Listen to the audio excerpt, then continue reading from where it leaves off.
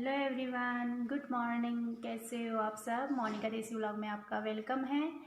और फ्रेंड्स, मेरा व्लॉग काफ़ी टाइम बाद में आया है।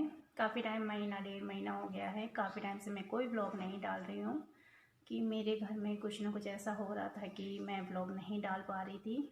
तो आज मैंने थोड़ी सी कोशिश की है कि मैं आपको बता सकूं कि मेरे घर में ऐसा क्या हुआ है, क्या नहीं हुआ है, जिससे कि मैं व्लॉग नहीं डाल रही थी काफ़ी टाइम से। तो आप लोगों को मैं बताऊं, पहले मेरे हस्बैंड का एक्सीडेंट हो गया था, फिर भी मैं थोड़े दिन बाद में वापस मैं व्लॉग डालना शुरू कर दिया था। और जिस टाइम मेरे हस्बैंड का एक्सीडेंट हुआ था, उस टाइम 4 या 5 दिन बाद में मेरे ससुर जी गिर गए थे और उनके चोट लग गई थी और उनके थोड़ी प्रॉब्लम हो गई थी, तो उनके भी ऑपरेशन हुआ था।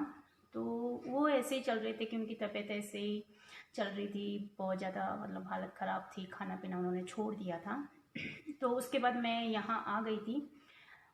हस्बैंड को कम से कम 1 महीना, कुछ डेढ़ महीने बाद मैं यहाँ लेके आ गई थी 7-8 दिन के लिए। तब भी मैंने कोई ब्लॉग नहीं डाला था, तब से ही। हाँ, उस टाइम शायद मैंने एक लास्ट ब्लॉग डाला था, वो भी पुराना ब्लॉग था मेरा, उस टाइम का बनाया हुआ नहीं था। तो उस टाइम उनकी हालत ज़्यादा ख़राब थी, इस वजह से मैंने घर के कोई भी ब्लॉग नहीं बनाए। उसके बाद में क्या हुआ कि मुझे भी कोरोना हो गया था। तो कोरोना में आप लोग भी जानते हो कि क्या हालत हो जाती है। तो उस टाइम मेरी भी बहुत ज़्यादा तबीयत ख़राब हो गई थी और ससुर जी की भी तबीयत ख़राब थी, हस्बैंड के लगी हुई थी, घर में कुछ न कुछ ऐसी समस्याएं चल रही थी, जिससे देखते हुए कि उस प्रॉब्लम के आगे मैं कुछ भी नहीं कर पा रही थी।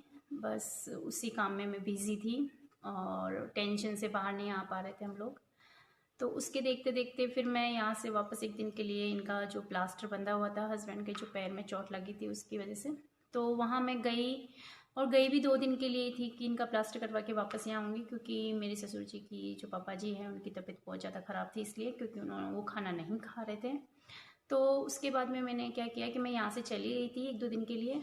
और वहाँ जाते ही पीछे से इनकी इतनी ज़्यादा ख़राब हो गई कि मेरे पीछे पीछे इनको ले जाके ससुर जी को हॉस्पिटल में एडमिट करवा दिया। और हॉस्पिटल में एडमिट करवाया तो एक दिन का खाना तो मैं वहाँ पहुँचा दिया था और उन्होंने कुछ खाया नहीं था। भाई साहब ने, हमारे जो जेठ जी, उन्होंने भी कुछ नहीं खाया था, हम लोगों ने भी कुछ नहीं खाया था। मतलब वो शाम ऐसी निकली और फिर मॉर्निंग में न्यूज़ आती है कि मतलब मैं हॉस्पिटल के लिए खाना बना रही थी ले जाने के लिए, और मैं हॉस्पिटल जाने के लिए। और उस टाइम ऐसा हुआ कि ससुर जी नहीं रहे। और मतलब यही प्रॉब्लम थी कि अब हमारे घर बीच में हमारे ससुर जी नहीं रहे।